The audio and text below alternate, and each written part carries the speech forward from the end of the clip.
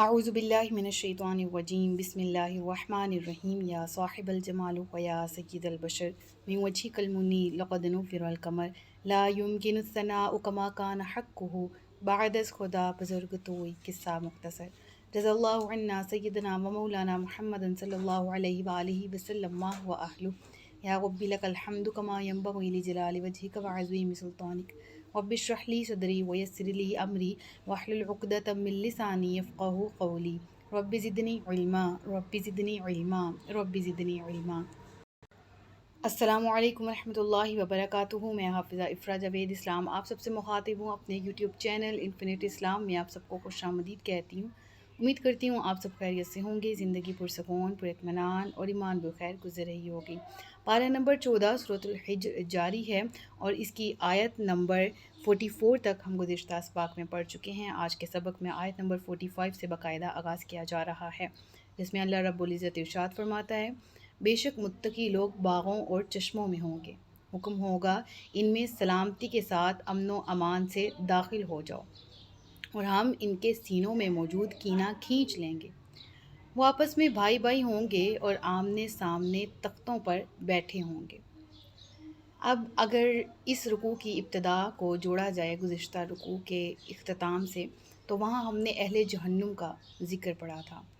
اور قرآن کریم کا اسلوب یہی ہے کہ جہاں جہاں عذاب الہی کا ذکر ہے وہاں رحمت الہی کا بھی ذکر ہے، جہاں رحمت الہی کا ذکر ہے وہاں اللہ کے غضب سے ڈرنے کا بھی حکم دیا جا رہا ہے۔ لہٰذا اس رکوع کے ابتدا میں جو ہم سیکھ رہے ہیں، گزشتہ رکوع کے اختتام پر جہاں ہم نے دیکھا کہ جن امور کو اختیار کرنے سے، جن سے اللہ نے منع کیا ہے،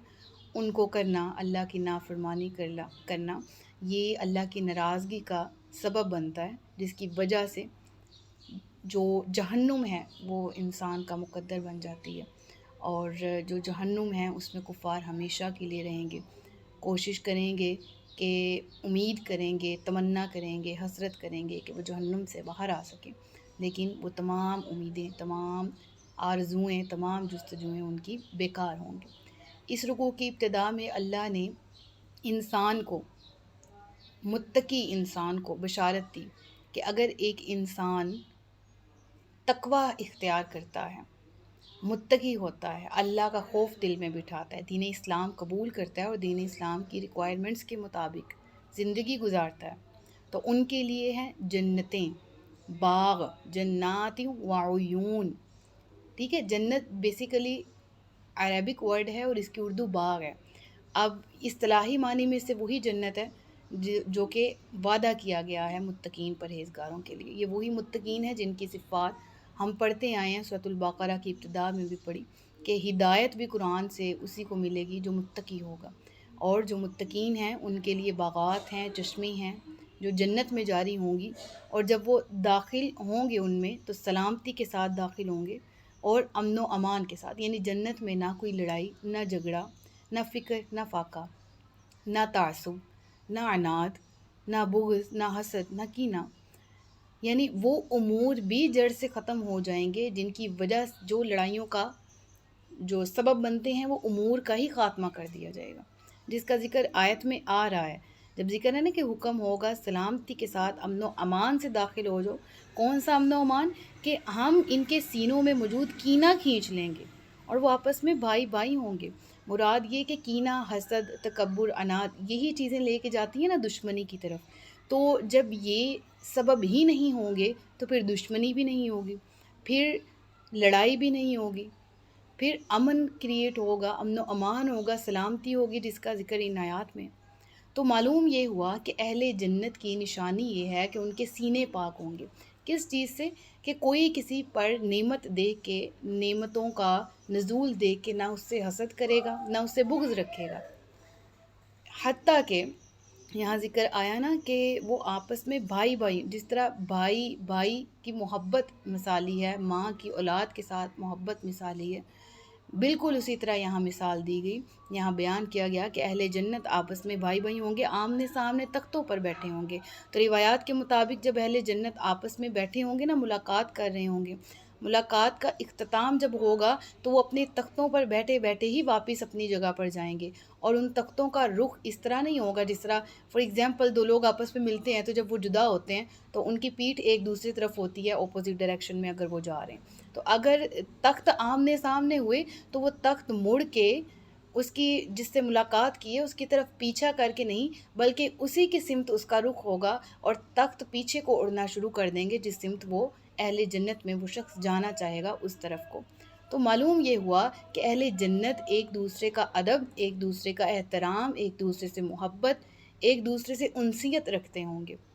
اور بغض، حسد، تکبر، کینہ ان میں موجود نہیں ہوگا، ان کے دل پاک ہوں گے۔ اور دوسری بات یہ ہے کہ اہل جنت کی جو نشانیاں بیان کی گئی، ہر ایک کا دل کرتا ہے نا کہ ہم میں بھی یہ چیز ہو، تو دنیا کے اندر اگر ہم ان چیزوں کو اپنے دل پر، اپنے عمل پر اپلائی کرنے کی کوشش کرتے ہیں کہ آج اس آیت سے سیکھتے ہیں کہ کسی سے حسد نہیں کرنا، تکبر نہیں کرنا، کسی سے اناد نہیں رکھنا، کیونکہ اہل جنت کی یہی نشانی ہے، تو کیوں نہ ان اعمال کو دنیا میں اپنائیں تاکہ انہی کے وسیلے سے ہمیں جنت نصیب ہو سکے۔ پھر اس کے بعد ارشاد ہوتا ہے انہیں جنت میں نہ کوئی تکلیف پہنچے گی اور نہ ہی وہ وہاں سے نکالے جائیں گے۔ اب یہ جو اگلی آیت ہے نا، آیت نمبر 49 اور آیت نمبر 50، یہ دو آیات جو ہیں نا اگر ذہن میں بٹھا لی جائیں تو ہمیں قدرت کا قانون اور قانون الہی سمجھ میں آ سکتا ہے۔ نہ ہم کسی خوش فہمی کو پال سکتے ہیں اور نہ ہی ہم کسی بہت زیادہ بدگمانی کا شکار ہو سکتے ہیں ذات باری تعالیٰ سے ریلیونٹ، کیونکہ بعض اوقات لوگ گناہوں کی طرف اس وجہ سے بھی مائل ہو جاتے ہیں کہ رب العالمین رحمت فرمانے والا ہے، رحم کرنے والا ہے، وہ بخش دے گا، بلا شبہ ایسا ہے۔ لیکن جہاں رب العالمین نے ان آیات میں ذکر کیا کہ نبئ عبادی انی انا الغفور الرحیم، میرے بندوں کو خبر دو کہ بے شک میں ہی بخشنے والا مہربان ہوں، یعنی رحمت کی امید دلائی، اس کے بعد کیا ذکر کیا، اور بے شک میرا ہی عذاب دردناک ہے، یعنی وہ لوگ جو کہ عذاب سے محض ڈرتے ہوں اور اللہ کی رحمت سے امید چھوڑ دیں وہ بھی غلطی کا شکار ہیں، اور وہ لوگ جو صرف یہ امید رکھتے ہیں کہ ہم بخش دیے جائیں گے خواہ جو مرضی کریں، یہ بھی ایک اچھی بات نہیں ہے، یہ بھی غلطی ہے۔ دین اسلام جو ہے وہ اعتدال پسند ہے،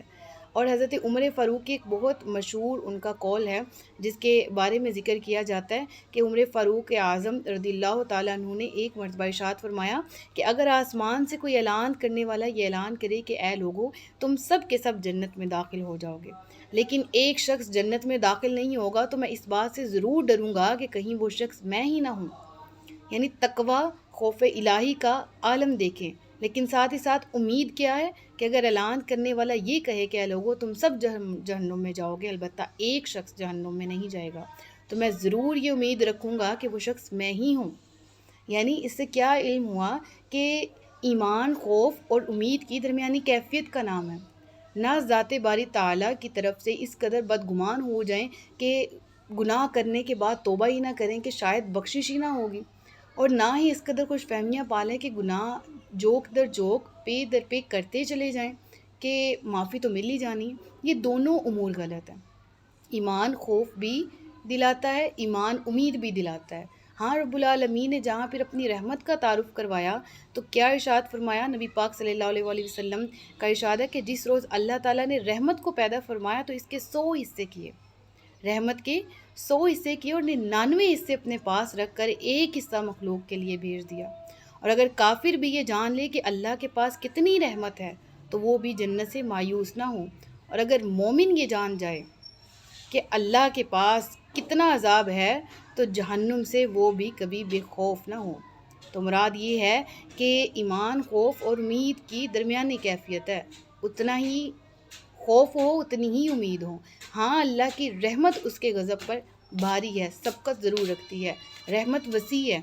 غضب کم ہے، رحمت زیادہ ہے۔ اسی وجہ سے مخلوق کو جب بخشنے پہ آتا ہے تو کبھی ماہ رمضان کا تحفہ، کبھی لیلۃ القدر کا، کبھی شب برات کا، کبھی شب معراج کا، کبھی ایام تشریق کا، کبھی ذی الحج کے پہلے 10 دن کا، کبھی محرم الحرام کے دنوں کا تحفہ دے دیتا ہے کہ ان دنوں میں تم لوگ عبادت کرو، سال کی ابتدا کرو تو خیر سے کرو، اور جو ایام ہیں ذی الحج کے، ان میں عبادات کرو، ماہ رمضان میں، ماہ شوال میں، ماہ ربیع الاول میں تم صدقہ و خیرات کرو، تم کسی بھی دن صدقہ و خیرات کرو۔ ہاں اللہ کے ہاں قبول ہے، لیکن اللہ نے کچھ ایسے دن خاص کر دیے جن میں عام عمل کا وزن دوسرے اعمال جو خاص اسپیشل ڈیز میں کیے جاتے ہیں ان اعمال کی، وہ والے اعمال بہت زیادہ وزن کے اعتبار سے، رتبے کے اعتبار سے بڑھ جاتے ہیں۔ تو رب العالمین نے یہ حکم فرمایا کہ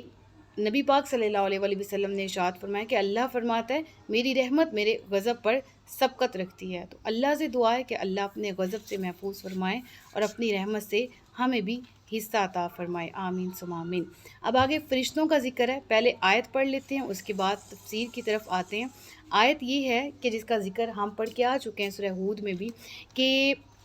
اور انہیں ابراہیم کے مہمانوں کا احوال سناؤ۔ جب وہ اس کے پاس آئے تو کہنے لگے سلام۔ ابراہیم نے فرمایا ہم تم سے ڈر رہے ہیں۔ تو انہوں نے عرض کیا آپ نہ ڈریں، بے شک ہم آپ کو ایک علم والے لڑکے کی بشارت دینے کے لیے آئے ہیں، یعنی بشارت دیتے ہیں۔ فرمایا کیا تم مجھے بشارت دیتے ہو حالانکہ مجھے بڑھاپا پہنچ چکا ہے؟ تو کس چیز کی بشارت دے رہے ہو؟ انہوں نے عرض کیا ہم نے آپ کو سچی بشارت دی، آپ نا امید نہ ہوں۔ ابراہیم نے کہا گمراہوں کے سوا اپنے رب کی رحمت سے کون نا امید ہوتا ہے؟ اب یہاں پر واقع ابراہیمی کا ذکر ہے۔ حضرت ابراہیم علیہ السلام کو جب اولاد کی خوشخبری دی گئی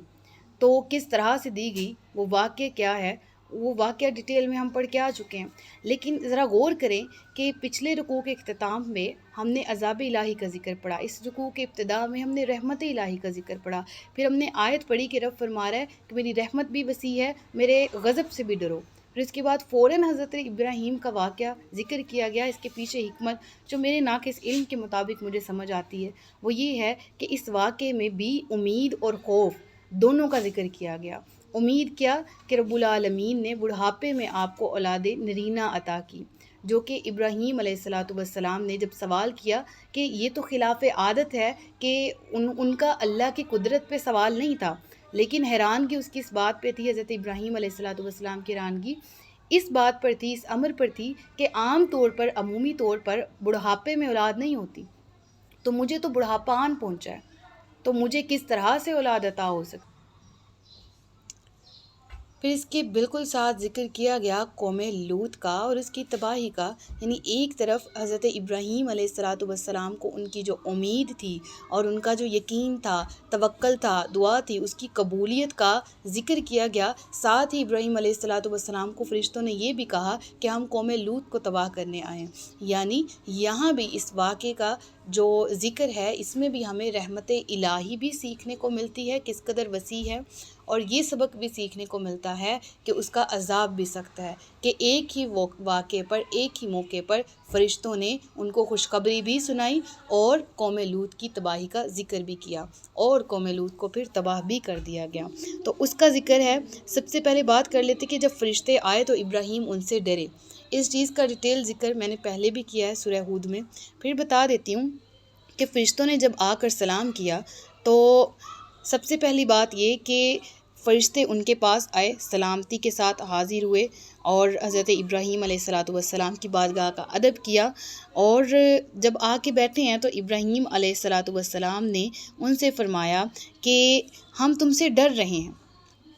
تو وہ تو مہمان تھے، ان سے ڈرا کیوں جا رہا ہے؟ تو مہمانوں سے خوف کھانے کی وجہ یہ تھی کہ وہ ایک تو اجازت کے بغیر وہاں آئے تھے، دوسری وجہ کیا تھی کہ مہمانوں نے ان کا پیش کردہ بنا ہوا بچڑا کھانے سے انکار کر دیا تھا، کیونکہ وہ فرشتے ہیں اور فرشتے جو ہیں وہ کھانے پینے سے پاک ہوتے ہیں۔ تو جب فرشتوں نے انکار کیا تو اس دور میں مہمان کا کھانے سے انکار کر دینا دشمنی کی علامت سمجھا جاتا تھا، جس کی وجہ سے ابراہیم نے ذکر کیا کہ ہم ڈر رہے ہیں، جس کا ذکر اس آیت میں کیا گیا ہے، ٹھیک ہے۔ تو یہاں پر ذکر کیا گیا نا پھر کہ تو کیا تم مجھے بشارت دیتے ہو حالانکہ مجھے بڑھاپا آن پہنچا ہے؟ تم کس چیز کی بشارت دے رہے ہو؟ تو فرشتوں نے کیا کہا تھا؟ فلا تکن من القانتین، آپ نا امیدوں میں سے نہ ہوں، آپ مایوس نہ ہوں۔ تو یہاں پر ایک اعتراض لوگ یہ کرتے ہیں کہ کیا ابراہیم مایوس ہو چکے تھے جو ابراہیم کو فرشتوں نے یہ کہا کہ آپ نا امید نہ ہوں؟ تو اس کا ایک مدلل جواب یہ ہے کہ آپ بالکل بھی نا امید نہیں تھے اللہ کی رحمت سے۔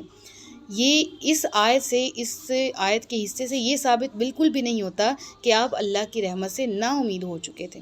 بلکہ فرشتوں کا آپ سے یہ کہنا کہ فلا تکن من القانتین ایسے ہی ہے جیسے حضرت لقمان رضی اللہ تعالیٰ عنہ نے اپنے فرزند سے فرمایا، اپنے بیٹے سے فرمایا تھا، یا بنی لا تشرک باللہ، اے میرے بچے شرک نہ کرنا۔